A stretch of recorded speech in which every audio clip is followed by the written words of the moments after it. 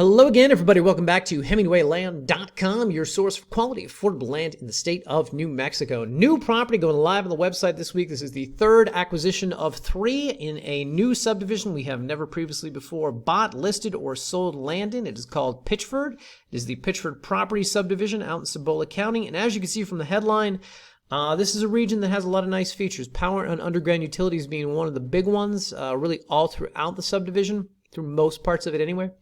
Additionally, it's a subdivision that lacks a lot of the covenants and restrictions that you'll find in other parts of the county, other parts of the state.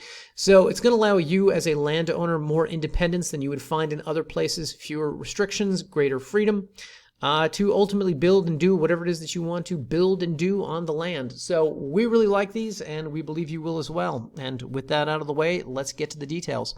This is reference number CBNM-6982, located as noted in Cibola County. That's out in western New Mexico, just bordering Arizona. This is in the Pitchford Properties subdivision. It is 2.64 acres, and these, we're going to say 3/4 acres, are a combination of 2 adjacent lots. Each of these are roughly about 1.3 acres each. So that 2 3/4 acre property is priced, as you saw up top here, at $8,500, $8,500, which is actually a pretty good price per acre in this subdivision. With that said, let's pull it up on a map, show you guys exactly where this is. As with all of our listings, down here we got GPS coordinates, 4 corner points in the center. Click any one of them, and up on Google Maps, the property shall appear. So let's pull back a little bit, talk about, as we always like to do in these videos, where this is in the state. For those of you who are not familiar with the counties, with the geography out here, we like to go to our New Mexico North Star geography, Albuquerque. If you don't know anything else about the state, you know where Albuquerque is up here in the north central part. This property is roughly about 100 miles west of Albuquerque. If we right-click and measure distance, you will see that Google Maps backs me up on that, roughly about 100 miles as the crow flies out to the property. Did that, by the way, by right-clicking and measuring distance, and then right-clicking and clearing the measurement if you would like to play around with the map and figure out how to do that as well. Anyway, point being, about 100 miles west of Albuquerque. Of course, most of that is easy driving along the I-40 here. You're doing about 75, 80 miles an hour till you get out to Grants. And then you're taking the 53 south-southwest till you get out roughly to about Mountain View, and the property is down here. Should be noted, guys, for those of you who are not familiar with Cibola County, this is a region where we like to say that there are there's more wildlife than people out here. It's a pretty rural county, but what it lacks in people, it makes up for in sort of great outdoor activities, great outdoor adventures, sights to see, places to go, things to take in.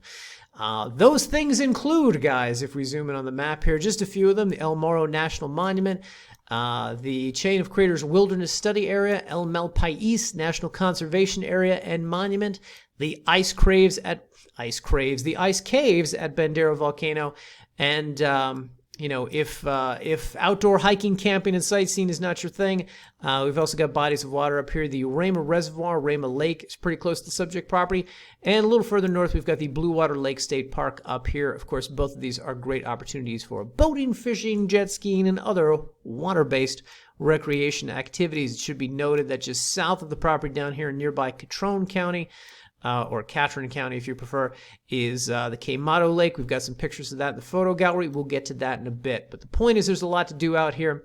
Not to mention, of course, the big splotch of green that you see here on the map, roughly about 300,000 acres of available hunting area that you've got out here. Hunting, camping, hiking, campgrounds, hiking area, etc. Of course, the species that we're told are the most coveted out there in that region are elk, mule deer, wild turkey, etc. But plenty of great opportunities for hunting. And generally speaking, whenever we sell properties in this region, they tend to be to people who are looking for that sort of hunting experience. They're looking for some sort of area where they can build a hunting cabin or some sort of staging ground for, guys go out for the weekend, everybody sets up early in the morning, sleeps overnight in this location, drives out, and everybody sort of reconvenes later in the evening at, wherever the hunting cabin is. That's why a lot of people tend to buy rural land from us in these regions. And this property will likely be no exception. So this one is located down here in an unincorporated little town called Candy Kitchen here in Cibola County. Very close to the property is the Wild Spirit Wolf Sanctuary. This is a place that houses coyotes, foxes, wolf dogs, whatever. but yet another thing to see and do when you're out here. It should be noted that the Candy Kitchen Ranch Airport is very close to the subject property. As you can see, you've got some runways here. If you actually have a private plane, this property is 10 feet away from it. This is going to be easy if you do actually live in Albuquerque and you can afford to fly yourself out there. It's going to be a lot easier than that 100-mile drive. It should be noted that here within Candy Kitchen, you've got easy access to, like, there's a little convenience store out here where they sell things like propane and firewood and, water, basic necessities, things like that. I'm sure jerky. I'm sure they've got some beef jerky and turkey jerky. But it should be noted that your nearest sort of town, as it were, I want to say Mountain View, but if you zoom in here on Mountain View, you're going to see it's not much of a town. Nearest town is probably Ramah up here, where you would get groceries and supplies. So, if you're going to go out here and you're going to start building on the land, maybe you'll be able to pick up some lumber, some hammer and nails out here in Ramah. But it should be noted that Grants, which is roughly about 50 minutes northeast of the subject property, Grants over here is your major population center within Cibola County. This is going to be where you've got the big box stores like the super Walmarts, where you can go out here and obviously you can get more groceries, more supplies, etc. While you've got things like schools, churches, medical facilities out here in Ramah, obviously here in Grants, where you've got the population center of the county, you're going to have more of that. The Cibola Hospitals out here, the Grants Milan Municipal Airport, and just pretty much any fast food restaurants you can imagine. If we zoom in here on the map, some of them will start to appear. Yes, watch them make a liar out of me. Here we go. Sonic Drive-In, McDonald's, discount liqueurs, so on and so forth, guys. Point being, major grocery and supply runs are just a little further northeast over there in Grants. Anyway, back to the subject property. Here we go.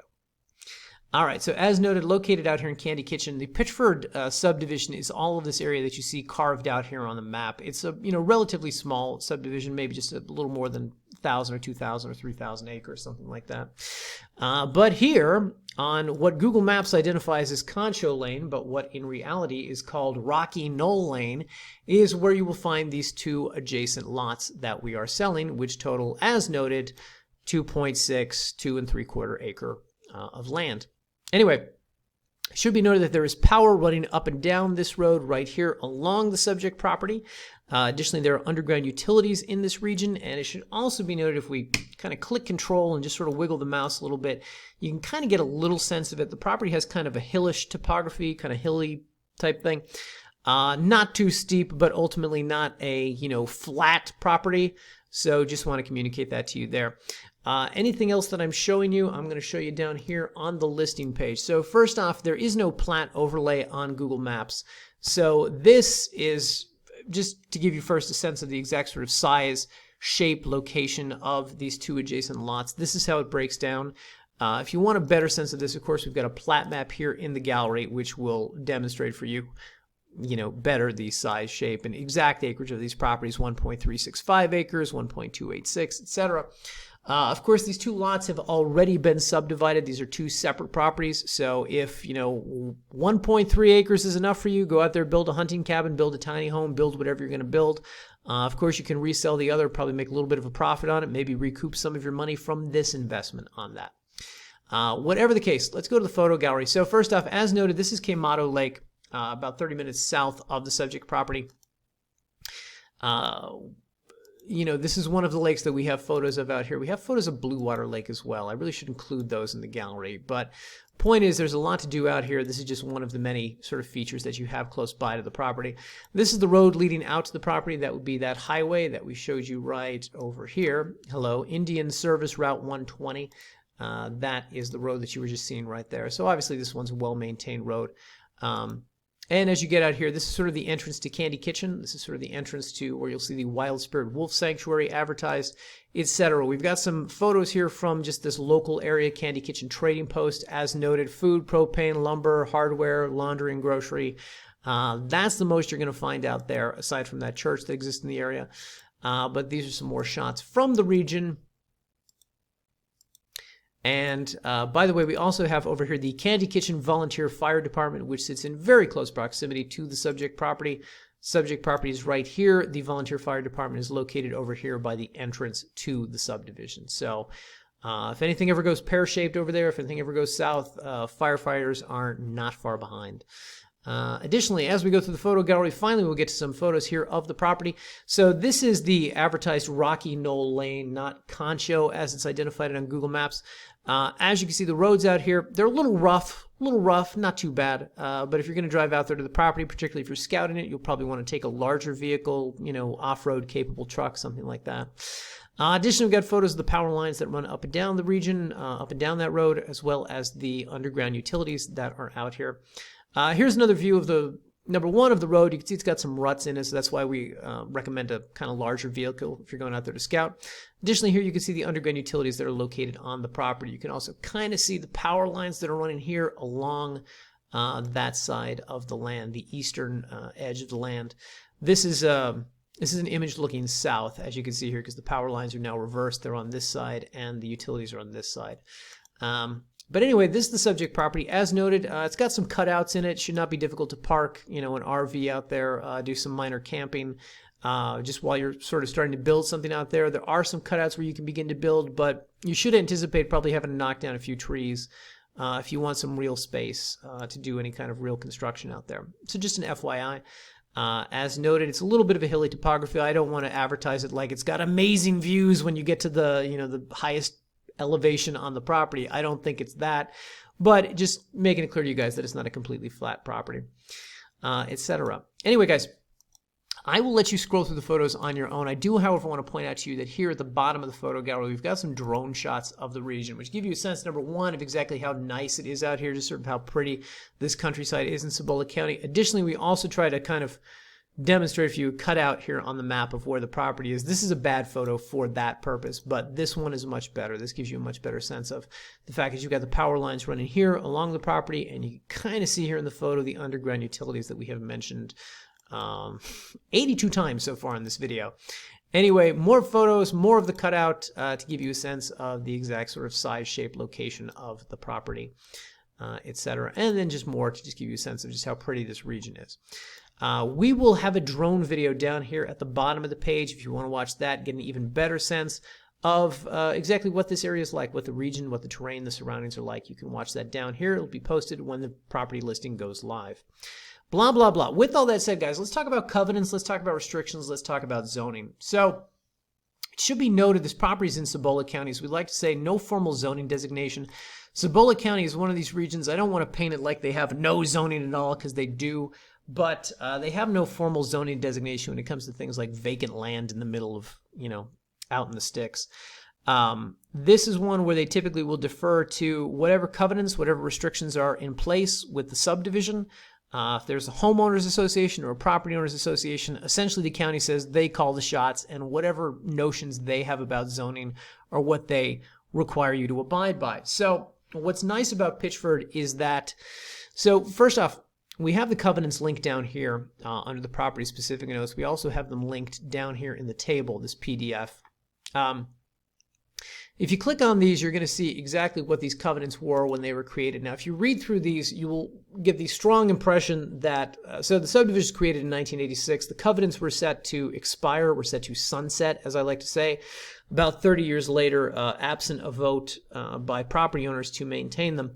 Of course, property owners in these areas never attempt to maintain these covenants and restrictions. That being said, we reach out to the county, we reach out to realtors in the area. Nobody's aware of these covenants actually still being in place. They're certainly not being enforced by any sort of HOA or POA out there. There is no entity, no organization that is sort of policing this area or collecting any annual dues. So it's, highly doubtful that anybody is enforcing these things. But for the sake of argument, let's pretend they are enforcing them. We like to include a copy of these here on the listing page, so you can kind of read through these and get a sense of what those original covenants from 1986 were. Now, it should be noted, guys, that even if anyone is actually enforcing these things, which again I doubt, if you read through these 10 covenants, these 10 restrictions, these are all pretty reasonable, pretty just sort of general good neighbor, logical things to have out there on the property. Number 2, no junk cars, trucks, or junk mechanical equipment of any kind may be parked or placed on the property. All right, that makes sense. That seems reasonable. Don't leave a giant eyesore on the land next to your neighbor's house. You know, it's unsightly. Number 3, no trash, junk, or waste of any kind should be deposited or left on the land. Okay, don't litter. That's number 3. Don't litter. Seems reasonable, right? Number 4, no tar paper shacks or dilapidated unkept trailers. All right, again, don't leave an eyesore out there. Number 6, no obnoxious, noisy, or offensive business or commercial ventures. This one basically means it's a residential area, so you can't have a business out here. Again, that seems reasonable. Number 7 is along the same lines. No mining will be permitted. Okay. Excuse me. Number 8, butane tanks and water storage tanks must conform to state code regulations. I mean, that just seems, that seems perfectly reasonable. So, point being, I don't think these covenants or restrictions are being enforced. I don't think they're still in effect. If they are, however, I don't think you have much to worry about otherwise. So, point being, with a subdivision like this becomes ideal for if you want to do things like a tiny home, a shipping container home, the kinds of things that you can't do elsewhere, or where counties make it essentially prohibitively expensive to get permitted to do these things. This will be a subdivision where you will more likely have the ability to do that. Now, some other things we'd like to point out here in the listing page. Just down here under our county contact info, if you're looking at this property seriously, if you're saying this would be a great place for some sort of seasonal vacation retreat, to put up a cabin of some sort, or even as a hunting cabin type thing, and you have logistical questions, you have questions for your budget about what is it going to take for me to get power hooked up to this. There's power at the lot line, but realistically, what does it cost to get a pole extended onto the property? That kind of thing. So we have here a link to the Continental Divide Electric Co-op. This is the power company, the utility company that services this region. They will likely be able to give you insights about that, as well as the underground utilities out there.